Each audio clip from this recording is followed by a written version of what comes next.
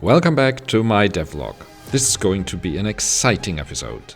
My first goal is to have the player move crew members around on the map, with the nice highlight effects you see here. Let's see how to get there. First, I'll need something to represent my crew and creatures. In the last episode I put a focus on making everything work through the tilemap. Obviously, the crew and creatures will move on the tilemap, but I will make them regular game objects instead of tiles. Why? Because when they move around, I want them to move smoothly between tiles, not jump from one to the next. Also, I might have them outside the spaceship in the future. Maybe. It is usually a good idea in Unity to create a controller script for characters, monsters and other things that move or act. Whatever features we need, we'll put there. If something becomes complicated, we can split it out as its own script later.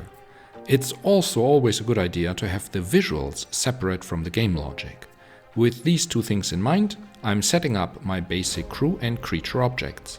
Empty controller script, simple object with a 2D trigger collider that will probably be useful, and a child object that holds the visual representation, whatever sprite or other thing it may be. For the moment, I'm just using a green circle for the crew and a red circle for the creatures. I will almost certainly need a way to get all my crew members and creatures, so let's also make managers for that, just like I did for the objects.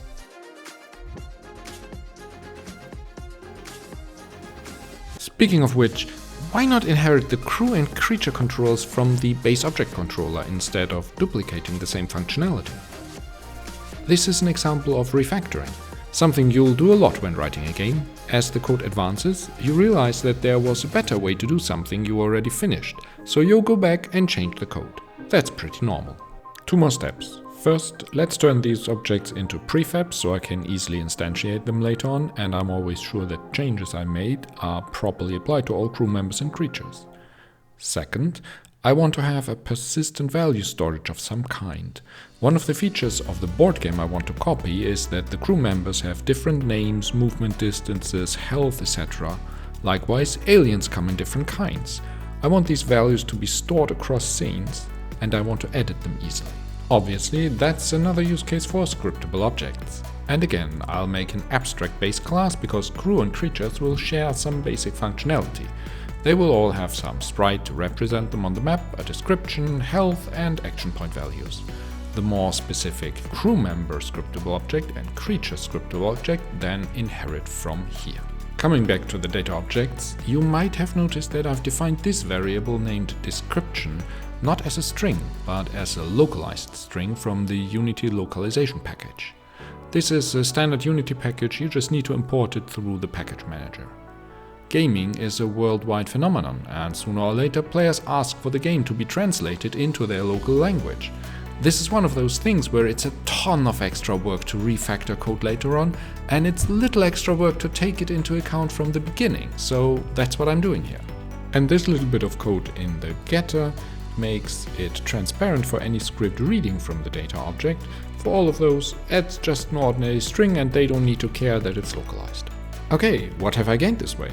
I can get to the persistent values using the scriptable object reference. I can edit the data for crew members, creatures and objects in the inspector without having to go into a prefab, of which there's now only one for each type. And the scriptable objects get assigned when instantiating it. I've used this structure in many games and it has always paid off. I call these things data objects. In my game Black Forest, there are data objects for all the villagers, all the monsters, all the buildings and all the levels. Let's add some things so we can see that all the referencing and stuff is working. A world space text mesh pro object that displays the name of a crew member or the type of a creature on its token. This is in the visuals part of the prefab and there's a simple reference to it in the controller. I will probably refactor this controller later to split out all the code that deals with graphics and display to properly separate logic and visuals. Now the code will access the game defined on the scriptable object and update the text mesh pro. Wonderful! Alright, now we override the start and on destroy functions because we want to register with the manager, but a different one. We might define an interface for the managers, that's something to keep in mind for later. I see no need right now to do it. While we're here, let's also set the text mesh pro label we defined to the name from the scriptable object, and I also like to set the game object name because it makes my life easier during debugging when I can immediately find something in the hierarchy instead of searching through a dozen objects named crew member 1 to 12. Some more coding later, I've added the crew character values and basic methods to work with them. The scriptable object defines the initial values, while our controller tracks them over time as they change. For the crew, I believe there will be unique scriptable objects, one per crew member, so I could track health and so on there. But for the aliens, there will be one scriptable object per type and multiple instances of that type on the map, so tracking the changing values on the controllers is better.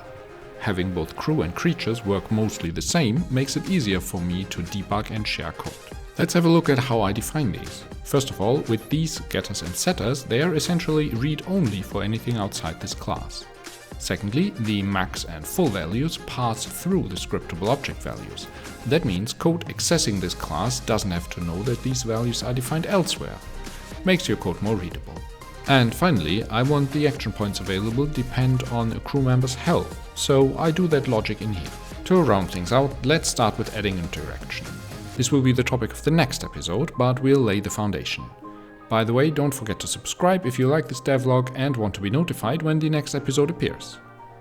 The crew prefab has a 2D collider on it, which I've set to trigger, so the standard on-mouse enter and on-mouse exit methods will tell me when the player puts his mouse over the token in the game view. One of those things you should do from the beginning in your game is to decouple or loosely couple your code.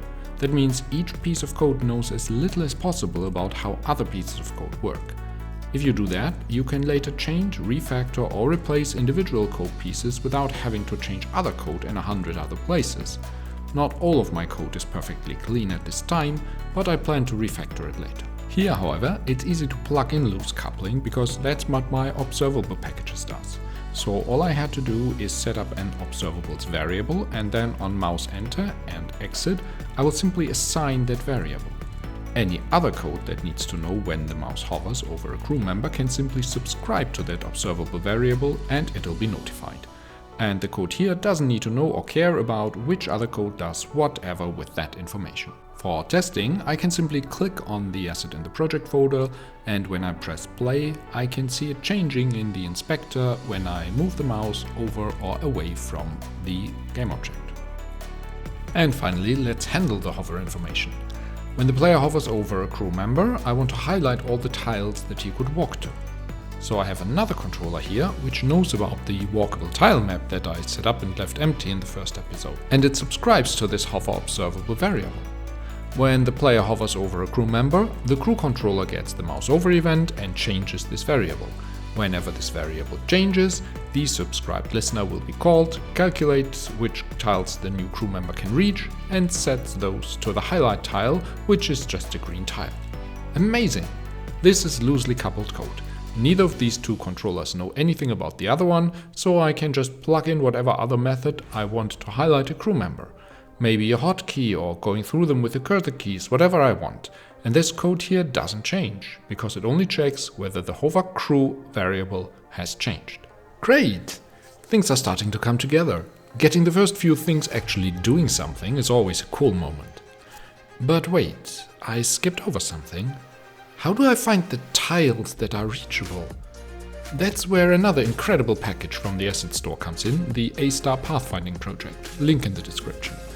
For a simple square grid like this, it wouldn't be too difficult to implement the A-star algorithm myself. However, I've used this asset in other projects and thus am familiar with it, which means it'll be quicker and easier to just use it. Also, it has a bunch of features that I might use later on. So all I've done is create a grid graph and make sure that its cells have the same size as my tilemap. And if you remember from episode 1, the walls have a collider attached, so if I scan, then everywhere where a wall tile is becomes an unwalkable place on the A-star graph grid. And that's the basics of pathfinding. In the next episode, we will look at doors and crew and creatures blocking paths and when not to block, and then we will go into items and more interesting interactions. See you then, bye bye.